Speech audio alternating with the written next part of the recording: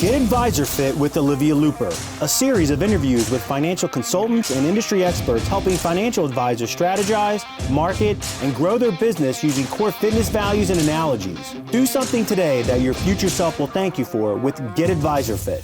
Here's your host, Olivia Looper. Hey there, welcome back to Get Advisor Fit. I'm your host, Olivia Looper, the founder and chief content writer at Lexicon Content Development. And today I have a very special guest, Libby Greiwe. Is that correct? Nailed it. Good. Okay. At first, I'm glad you put the pronunciation in your email because I was thinking in my head, Greiwe. So it's not, it's Greiwe. Okay.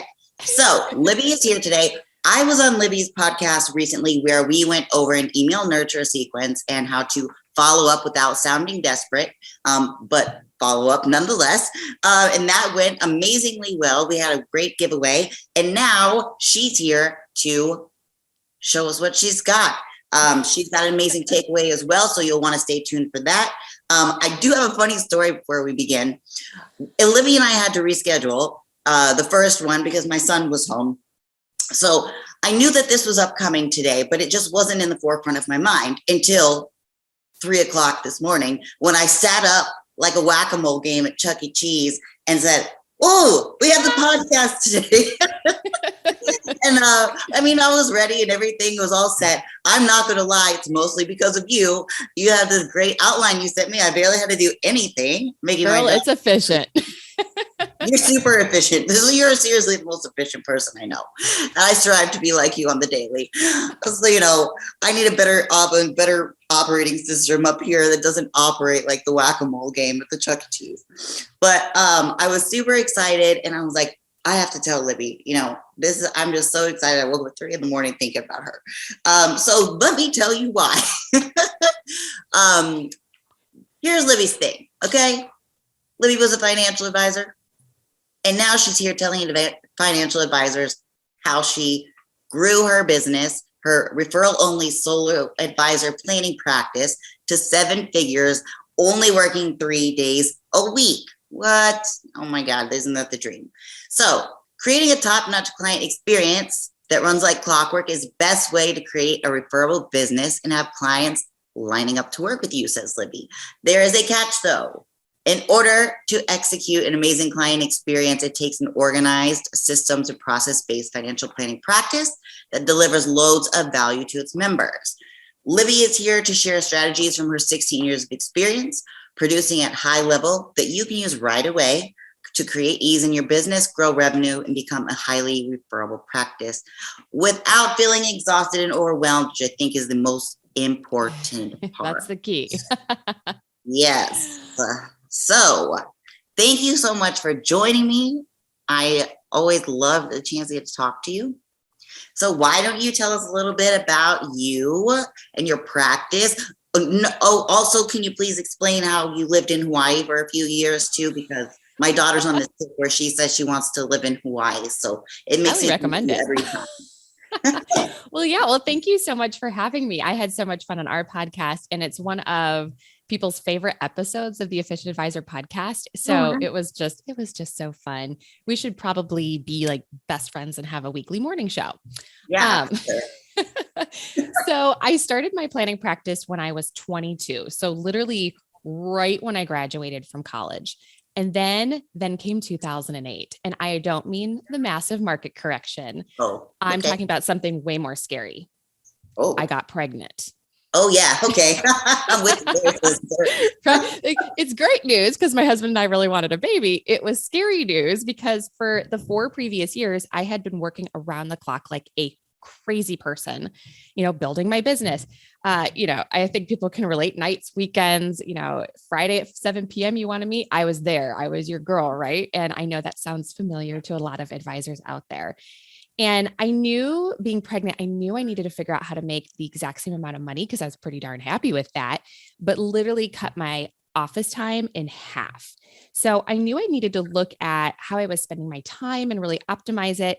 And I knew I needed to really kind of deconstruct my practice and rebuild it in a way that would ultimately be like a referral generating machine that didn't depend solely on me being there and being active.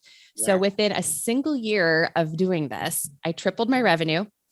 I tripled my revenue per hour.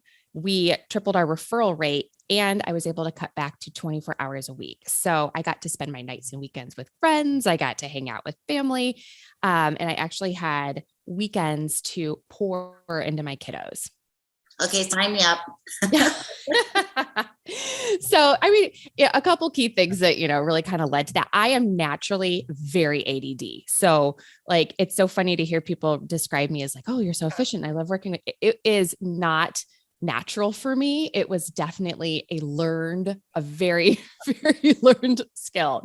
So, but it was really a couple of things. There were 3 key changes that I made. Really, it was building a very simple client service model and client experience that led our practice to being that 100% referral only. So kind of taking the complexity out of it and really making it easy to execute.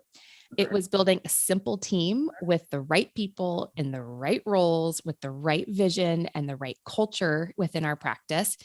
And it was creating and implementing simple time-saving techniques that I talk about all the time on the podcast, and also really figuring out how to not only manage my time, but how to build a practice that was truly scalable. So basically, I just ended up creating systems for myself, and other people started saying, oh my gosh, is it true? Are you only working 3 days a week? And I was like, yes, I am, but I really don't know like how to explain it to anybody. So I started that process of kind of formalizing all of our systems and processes and really kind of teaching people, for the last 6 years all over the country, hey, here's what I did and it worked for me, and you can have the thing and customize it and make it work for you. We eventually started hosting a live 2-day workshop where people from all over would come in with their operations people, and my team and I would just basically train them for 2 days on here's literally all the things that we do and here's how we save time. And it was so much fun. And we do one-to-one coaching. We're testing a small group mastermind coaching program right now. But really, it's just been so much fun watching advisors create these businesses that work like clockwork, that don't rely fully dependent on them. And they're out there building businesses that they love and living lives that they love, which is really cool. Yeah, there's such a tough line. I think that it's hard for people, not just to understand how they can do it, but to be able to let go enough to say, okay, now I put these processes and systems in place. I feel confident enough to, take this time away. And I know in the back of my mind, I can sleep easy at night knowing that my business is going to keep growing. It's not just going to fall flat on its face. Yeah. And as a control freak, that is not easy. At least it wasn't for me. Yeah. And the good thing about you being ADD, I'm strange, but is proof that you can do it even if it's not your natural inclination. You can learn to adopt these systems and processes, put them in place, even if it's not something that comes easy, naturally, whatever, it's possible. So that gives us hope. Yeah, literally, if I can do it, anybody can. Okay. Yeah. I mean, that's good. That's a good endorsement. How did you end up in Hawaii? Yeah. Well, so in 2019, thank you. So 2019, we actually ended up selling the practice, and I knew I wanted to take a sabbatical and then come back to the Efficient Advisor as I was doing it kind of as a side vocation while I was running my business. Both. Yeah, I was doing both. And I knew that I just loved coaching. And my practice was at a point where it was really at this next level. And I just knew it was the right time for me to transition. So we actually sold it and moved to Hawaii. And that the goal was just to be there for a couple of months and then take off around the world for a year with our 2 boys and just kind of travel and do the thing. And then the Coco Roro set in and destroyed that whole plan. So we ended up staying in Hawaii, which wasn't a terrible consolation prize. Yeah. So it was really cool. Worst place to be. Right. Yeah. I could have been back in Cincinnati, Ohio, where I am, where it was wet and cold and rainy and everyone was stuck inside. But instead we were surfing and doing our social distancing on the beach. It was meant to be. What was the step between that and where you are now? Yeah. So living on a rock in the middle of the Pacific was awesome and a little scary during coronavirus because with shipping issues and food shortages, I just knew we wanted to get back home at some point and be near family where we could at least kind of see people, even if it was at a distance. And we had just moved there when it started. So we didn't really have a network of friends and we were kind of starting to get the lonely vibe. So we actually came back to the US or to the mainland, moved back to into our house in Cincinnati, which we hadn't gotten rid of.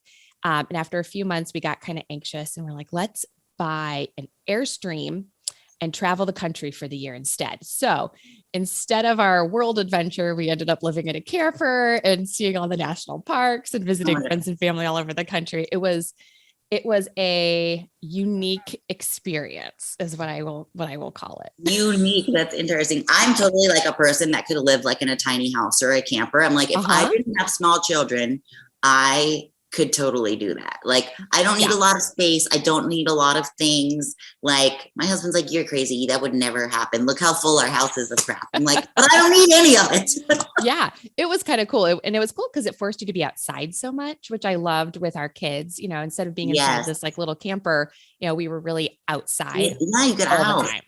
It was cool. Mm-hmm. I absolutely love that. I mean, I live in Florida. I've lived in Florida or California my whole life. So I've always been somewhere warm where you can go outside year round. And I always tell my husband, I said, we're going to become like snowbirds. We're going to go spend half the year in Colorado and half the year here. Because originally I said, we're just going to move to Colorado. And he said, you don't even know what it's like to live in the cold. You can't go outside. I'm like, okay, good point. Because I can't get outside. I don't know. I'm like a lizard and need to like lay in the sun and like soak up the rays to feel like a normal human. But I mean, your story is it just blows my mind. And then you travel around in your Airstream and with the boy, how old were the boys? They were 10 and 12. Okay. That's a good age. Not teenagers yet, but not like completely where you have to take care of them 24 hours to like be up their butt. So That's good. That's great. Okay. So then you're like, I'm bored. I want to be a efficient advisor again. Yeah. So really it's a divine calling. I just have felt like God has put this on my heart for the last like 6 years, and taking the 2 years off was great. It was amazing to have that white space and that margin. And I could just kind of feel it in my bones that it was time to come back. And I was starting to get the emails from like past people we had coached going, you said you might come back. Is that going to happen? And I was like, okay, I know it's time. So it's been really fun to be able to focus on it and not have to have the whole advisory business be my primary gig, and instead be able to just really figure out how can I help advisors work more efficiently, have more time and energy left over for their families, and really build a business that they love. Yeah, no, I mean, so getting them to the place where they can build a business that they love, spend more time with their family, do all these things that are basically like the entrepreneur's dream, right? Mm-hmm. What would you say are some of the key ingredients or things to focus on to building this tight, scalable practice that gets them here? Oh my gosh, it's so many things and also like so few things at the same time. So a couple of things, having a really tight model week where you are just very diligent about maximizing your time, maximizing your energy, kind of doing the same thing over wash, rinse, repeat kind of a week, being able to batch tasks, like all of those kind of what I would call like productivity hacks, so to speak. Yeah. But having a model week in a very set amount of time, and I did a whole podcast on this, but a very set amount of time to actually do the task forces you to get the task done in that actual set amount of time. So I found for me, having a model week for myself and having a model week for my team allowed us as a company to work really efficiently. It's also having your branding pillars in place and really having a good idea of what's your purpose, what's your identity, what are your values, what is the experience that you're trying to provide your clients, what's that positioning. I call it all the eye roll stuff. It's the stuff advisors don't love doing, but is critical if you're going to kind of peel it all back and build a real business from the ground up. Of course, it's so funny that you say that though, because I love doing that stuff. It's kind of fun. Like being in this position where I help other people do that, because I feel like that's like the best part of it all is like getting to like make those big plans and like that core vision and that big dream. Like that's what, gets me going, like energized, even for other people when we like uncover that and, to enable to focus their content and stuff like that's just Yeah, it's really cool. And it's funny because, when I was an advisor, I had all that stuff, like it was on the to-do list, right? But I was so busy handling like what was literally just in front of my nose and what was currently on fire Yes. that it was always like, oh yeah, when I have time, or, oh, I'm going to schedule a CEO day for myself and I'm going to work on those things. And then the CEO day, would quickly get eaten up by all the like things that need to get done. And it was like, oh, wait, okay, yeah. And so one of those things, I kept kicking the can down the road. And once I finally figured it all out and sat down and did it, then it was crazy effective for me to be able to have those in place. It was just, and that's why I say it's one of those eye roll things, because everyone knows they have to do it, but it's like, oh, I don't have time for this. And that's where I love helping people figure out, okay, well, how do you create that margin? How do you really step into that CEO role of your practice as opposed to just being the advisor on fire? Yes. We don't put advisors on fire. Well, and that's why having people like you is really helpful. Having a niche is another thing, like really being able to speak to your ideal client and have them raising their hand and saying, yes, you're the right advisor for me, versus it being the other way around. And I know you guys know all of that, and people who listen to your show know all of that. It's having advisors really stepping into the type of planning that they love. So part of having that niche is really, because once you are doing the type of planning that you love with the kind of people that you enjoy, you have way more fun in your business. And I used to tell this joke at our live events, and my team would go, please don't do the sex joke again, Libby, please don't do it. And I'd say, if you're not, it's, running a business or running a financial planning practice is a lot like having sex. If you're not having fun, you're not doing it correctly. Right? Okay. And you can edit that out if you want to. No, I like it. I mean, I'm going to keep that in mind. I'm going to ask myself, am I having fun? Okay. Yeah, is this fun? Because if I'm not, that's right. That's right. And then the last thing is really packaging and productizing your process. That's a big one for me, so that you can, and that's what really allows you as an advisor to actually scale your practice and provide a consistent client experience. Because client experience, if I had to pinpoint becoming a referral only practice, if I could pinpoint it to one thing, it would be having this consistent client experience backed by systems and processes, even though that sounds terribly boring. No, it doesn't sound terribly boring. It sounds terribly difficult, though. I mean, please tell us that's not as difficult as it sounds. I mean, I'm not a financial planner, but I work for financial planners, and then I am a business owner, and I have the same problem and trying to productize my business. And it becomes I always, get to this place where I'm like, okay, I'm going to do it. This is what we're offering. And if people don't like it, they're not the right fit for me. And then I get on the phone with them and I'm like, yes, I can help you. Okay, we can do that. And I'm like, this is not what I said at all. Because you get in this place where like you want to be helpful and you want to like solve these people's problems, because I know what they are and I know that I can help. And then go to my husband and I'm like, and we still didn't stick to the plan. So tell us how we get away from this. It's a progression, right? So I'll share a quick story. And I thought this was kind of interesting. So I was talking to a friend of mine who's in the advisor coaching space. And she said she was talking to a financial planner who has had just this like crazy growth in a very short period of time. And she asked the planner like, okay, well, what is it that you're doing differently?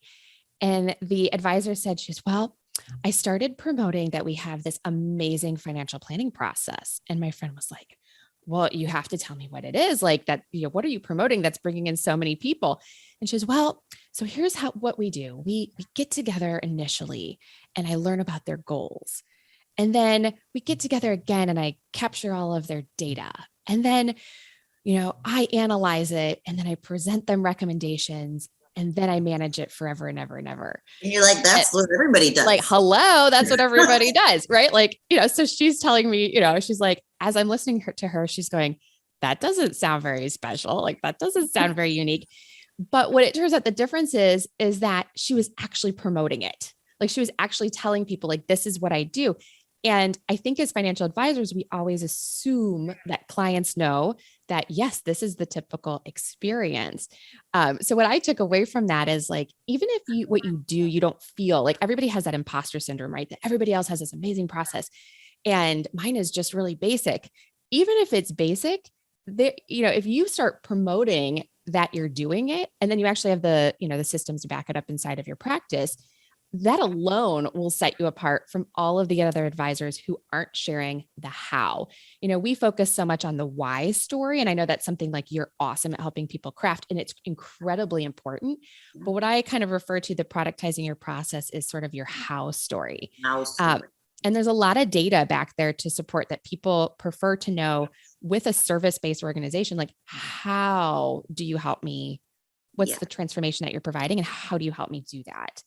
So really what it means is creating, and this part's going to sound, I'm going to make it as entertaining as humanly possible, but it's really about creating a standard service offering, a consistent process for delivering your product. So we want to think about a service as a product, and there's a couple of reasons why, and you can have a couple of different products. You can have, a lot of advisors have like a basic, and then they have a moderate, and then they have a complex plan. But I would say no more than 3. That gets to be too many choices for clients. And we don't want to give them any opportunity for like analysis paralysis to set in. But a package process looks like this. It has a preset price, and we know exactly how much time it takes for myself and my team to prepare it. And you've got the systems to back it. So just like a product. So if we were going to make, we're going to make iPhones. Apple knows exactly how much time it takes to make an iPhone, what needs to go in it, what's the cost of the goods within it, what does it cost to sell it, what does it cost to promote it, what's their client acquisition cost. They know all of the things and how much time it takes. And there's designs and schematics. So it's going to be made exactly the same every single time. And, so if it costs the same amount every time, we can charge the same amount every time. So we have a pretty good idea of how to charge based on the value that we're providing. It's made the same way each time, which means as an advisor, we just need systems, templates, and processes in our practice to deliver it. And that's great because you can teach people how to do it. So the whole thing's not dependent on you. And it takes the same amount of time. So your team can account for that. Okay, here's our capacity. Do we need to hire more? It helps give you just that basis to make a lot of those big CEO kind of business decisions on, like, do we have the right people in the right roles? Okay, what's the next thing I can teach somebody to do? And how can we create a template to make it easier and faster and better and higher quality for them? And then how can I continue to give more stuff away so that I can focus on that just really customizable piece? So just like, you go into Five Guys and you can get a burger with pickles on it, or you can get a burger without pickles. It's the same process that's still customizable. So I always tell people to shoot for, if you could realistically have 80% of your process templated and the other 20% being that customized to each individual client. Because that's the first thing, every time I talk about a productized process, people go, well, all of my clients' situations are so unique. And so, yeah, that's true. And at the same time, if you serve a similar niche, they typically have similar problems. They typically have similar situations. They typically have similar assets and asset classes. So it is easier than you might think to create a template for those people that's still customizable, and anyone can make it, like, just like an iPhone. Well, I guess maybe not an iPhone, but like, okay, let's talk about something. Anyone who gets hired into Apple can read the employee handbook and learn, okay, here's how I operate the machine that I'm supposed to operate. Even if I'm only making this small little widget that goes inside of the iPhone, as long as I know how it fits into the overall process, I just know how to do my part, and then the next person can take it from there. That's really how we scale. So I kind of run with that 80-20 rule. So serving that similar customer with similar problems with similar solutions. And I think too, and I'm just going to go on a tangent here. So go for it. You let me know if I'm sucking all the oxygen out of the room here, girl. No, I feel like a sponge. I feel like, where is my pen? I mean, I'm going to have to rewatch this episode a couple times for my own self because, Lord, I'm learning a lot. No, I mean, so I think it's interesting what you're saying, just real quick, if you don't mind me interjecting. Of course.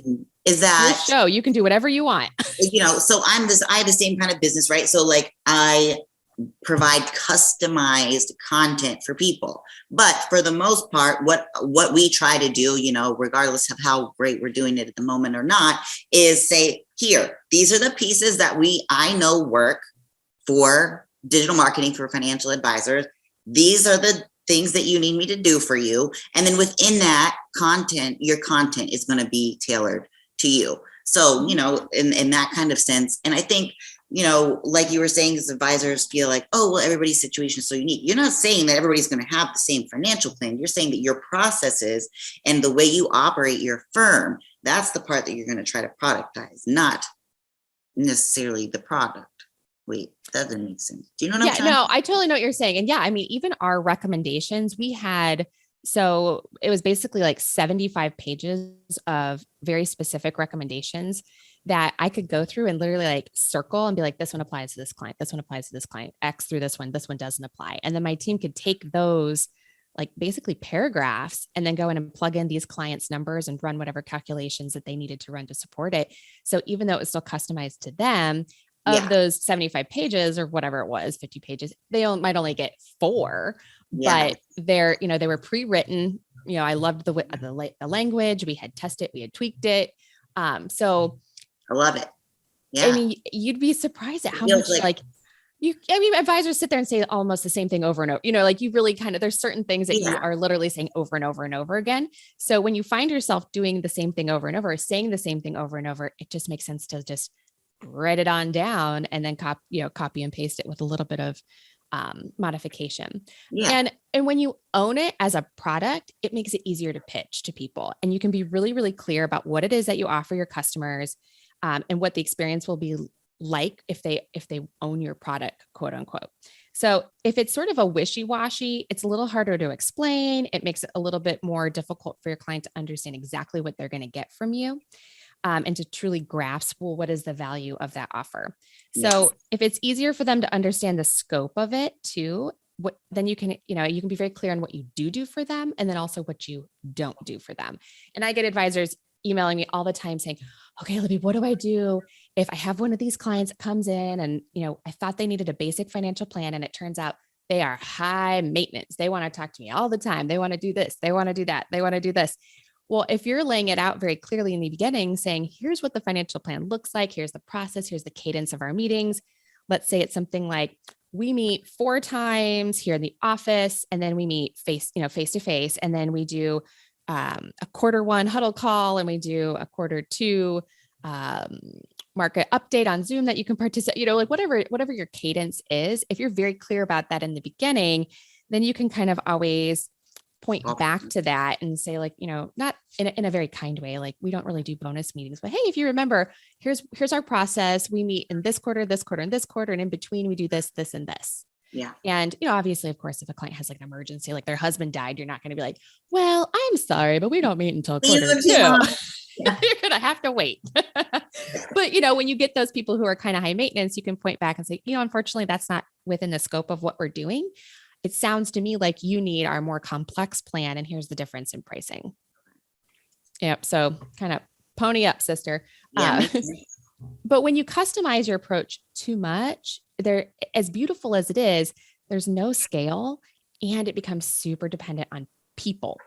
And as we know in this financial planning world, your team members, at least I see with a lot of advisors, team members can come and go pretty easily. Yeah. So if you're really dependent on people, it makes it tougher. So from your customer's perspective, a productized service offering, it's a specialized solution with a compelling value proposition packaged at a set price and a set scope.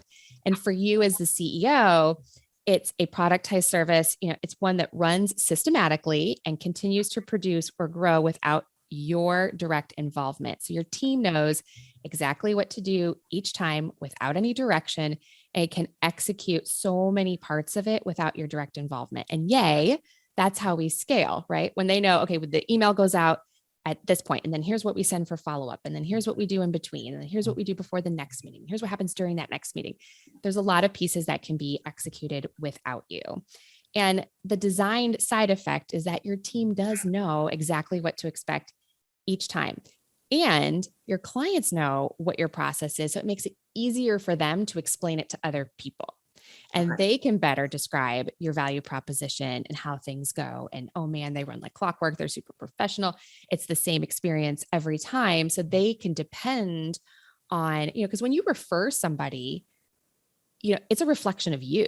So when they know that their friends are going to get this amazing experience, they can feel better about referring people and your referrals will go up.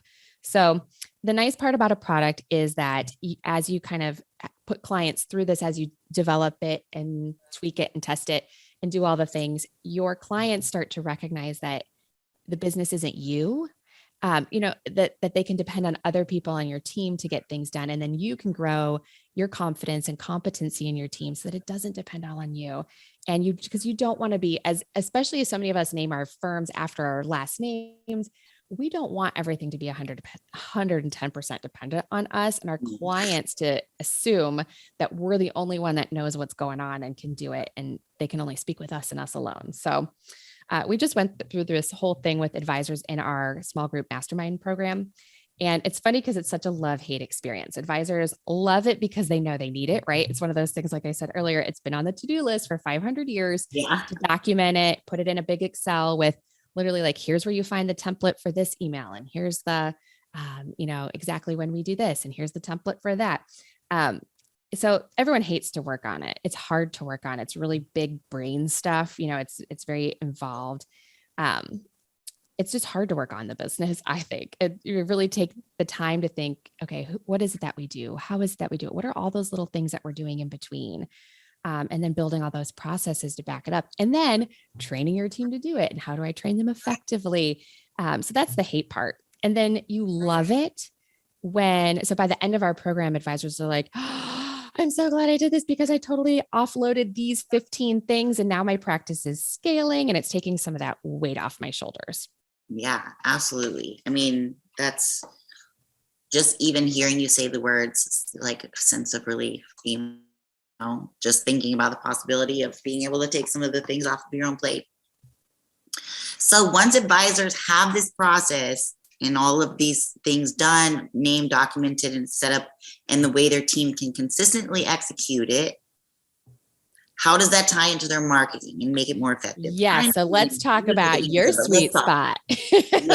Back to you and let's make it about you. Because this is really important, right? All of this stuff is really great. But if you're not explaining it to anybody, yes, they're experiencing it. But what we want, we want like what you and I talked about with the follow-up nurture sequences. We want people coming to us versus us always having to be going to them. And so when you have this process down, you've got all the crap in the background, your backstage stuff. How do we bring it then to the front stage? Well, naming it is really great because then it even sounds more unique, right? We've now named, so where this advisor in my story earlier was just sharing like, oh, I do all of these amazing things. And people were like, wow, when you have a named process, like we follow our, Ascension 5-step financial planning process or whatever, people get excited about that. So when you establish your process, then kind of like you have your why story, that's a really compelling reason of why you're doing this. People feel drawn to that. Then I say, you kind of take this process and develop it into what I call a how story. So we know why you're doing it, and that's very compelling. And now we're sharing that how you do the planning and how you provide the transformation. So there was a 2021 Wise Owl marketing study. And it said, I'm going to throw some stats at you because I think they're pretty fantastic. But 96% of people watch an explainer video to learn more about a service, including financial planning. So 96% of people, if there's an explainer video on your website, are going to watch it. 86% of people have been convinced to buy a service by watching a brand's video. So 96 people want to watch it. 86% are then convinced to buy. I mean, that's pretty staggering. Yeah. And then get this, 73% of consumers said they prefer, like their preferred way to learn about a service is through a video. Prefer that in addition to even being like told, like over being like explained to by a human. They want to watch this video. They don't want to read it. They don't want to go click over to your blog. I think it's important to put it in all those places. But they prefer to watch it on a video, which I think is just so fascinating. So what this says to me is that people want to understand not just what it is that you do, but like, and why you do it, but also that how do you actually deliver? What are the deliverables? What are they going to get from the experience? Yes. So your how, it'll help you sell your planning process too. More people will come to you when they understand how you solve their problems. They will be more likely to come to you versus another planner who has maybe a generic wishy-washy explanation or no explanation on their website of how they do it. In our coaching, I walk you through like exactly how to create a very defined process with the systems to back it up, but then getting it out there is where you come in, right? This is where people need you, because there's so many places that people can use this how story. Exactly. And there's so many different ways to position it. So you can have it in a video, we can have it in an infographic, we can have it in a series of short mini videos for each step of the process, or, there's just different ways. And then the more assets you can create from that how story, the more places that you can use it, and the more you're going to just be able to maximize your product offering and also demonstrate your value. So, we put it in the email, we share it on social media, and the same how story can be used a million different ways, repackaged, repurposed, or whatever. And, I think that it's important, like you said, that for us, it's like, oh, well, that's what everybody does. We talk about the goals, we talk about the resources, we're going to figure out how we're going to get there, the roadmap. Everybody wants a roadmap. But, to somebody who hasn't, worked extensively with the planner or in the industry, it's not always so clear. And different advisors do have different little, ideological differences sometimes in the way that they do it. And they should capitalize on that. Like, if they have a name, like I know I worked with one advisor who had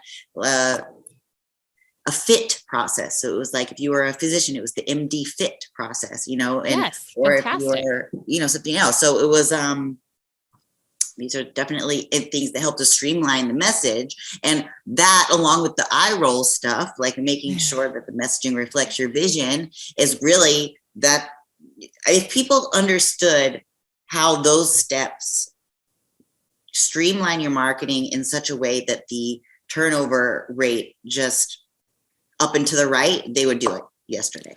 Well, so you can use it everywhere. It streamlines your marketing. It streamlines your practice. It streamlines, as the CEO of your business, your life. Because if you can give more away, and you use it in marketing, and you use it, you could use it at workshops. You can use it at your connect or your discovery meeting when you're describing it. Like, having this defined process is, you use it all the time, and then you keep using it. You keep putting it out there. And that's one of the things I love about this type of content, is that you're going to reuse it all the time. So once you make it, it's one and done. And then you can use it 5 million different ways and over and over and over again, versus, some of the more like timely or more, seasonally kind of stuff that you tend to create. And, and I know you help people kind of test it, tweak it, and figure out, okay, what's really resonating with people? What should we double down on? Like, what's really working? And over time, it just gets tighter and tighter and tighter. And hopefully, I think people will start to see the results that woman had, who literally just had a super generic, unnamed, basic process. And people were going, yes, that's what I need. I need that. I need that. Yeah, absolutely. I love that. So, I mean, I know that you brought something for the listeners today, a little something they could take away with them. So what is it? So I'm going to give you a link, and they can head out to my website, and they can get a free how story script and kind of a brief description of how to create a process and systems to back up the how. So, and we're talking like, it's nothing fancy. Like, they're going to want to come back to you, but I would rather people have something quick and dirty. I'm a big believer in like, okay, do it messy, kind of create the outline, do the thing, and you can always come back and make it fancy. But if people even have something that they can start implementing into their prospect meetings, maybe on social, doing some of that stuff they can do right away and see the impact of it, they're going to be like, boy, I need to hire Olivia and have somebody like really maximize this and make it awesome for me. And they'll have this beautiful little framework that they can hand over to you and let you zhuzh it up and make it all fancy. Yeah, no, I love that. I was talking to someone else the other day. We were talking about, doing some work collaboratively or whatever. And she does a lot of this type thing and helping people uncover, what it is they're offering and what their messaging is and stuff like that. I was like, yeah, send them over, because by the time they get to me, it's going to be the hardest part of the job is basically done now. It's just implementing it. So, strategizing and implementing. But once you have that key piece in hand, you use keys to the kingdom. Yeah. And they start using it and they kind of go, oh, I like that. Or that doesn't feel right. Or, maybe we really don't do that. But it's taking that time to really sit down and go, okay, what is all of like, what do we want people to feel like at each stage?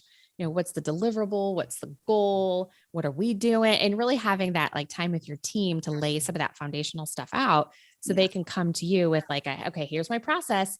And you can make it just sing for them and plaster it all over the world, blogs, LinkedIn article, wherever. And people will start going, you know what? That's actually what I've really been looking for. Yeah, absolutely. I think that is going to be really helpful. I can't wait to get my hands on it myself and share it out. But I will leave the link in the caption below, so all of you will have access to that. I'm also going to leave the links for all of Libby's site, her connections on social media, so everybody can follow her. I think you're pretty active on LinkedIn. Yeah, I hang out mostly on LinkedIn, and we have a community on Facebook called the Efficient Advisor Community, where it's just advisors and operations people and people in the advisor space, just kind of brainstorming, masterminding, sharing ideas, what's working, what's not working. It's a really, financial advising can be such a lonely business. Like we all operate in solo and little silos and kind of hang solo. And it's just kind of a great place to come together. And it's fun to watch people share ideas or make connections or start working together. I mean, it's been really cool. Yeah, no, that's awesome. And I know she let me into the group. So I can attest to the fact that it's pretty freaking cool. And if I was an advisor, I'm not even an advisor and I like it. So, hey, there you go. But thank you guys so much for joining us. Libby, thank you for coming. Your insights were invaluable. And I think that a lot of people are really going to benefit from what you had to say, this girl included. So thank you guys so much. Again, this is Olivia Looper from Lexicon Content Development and Libby Greiwe, right? Okay. Nailed it. And from the Efficient Advisor and the Efficient Advisor podcast. So this is Olivia Looper reminding you to lift heavy, invest often, and market your ass off. Have a good one, guys. See you later. Thanks for listening to Get Advisor Fit with Olivia Looper. To learn more about Olivia and how her firm, Lexicon Content Development, can help you, visit lexiconcontentdevelopment.com. If you want to reach out to Olivia on LinkedIn, you can find her at Olivia Looper Lexicon. And if you'd like to follow Olivia on Instagram, you can find her at Lexicon Content Development. Till next time.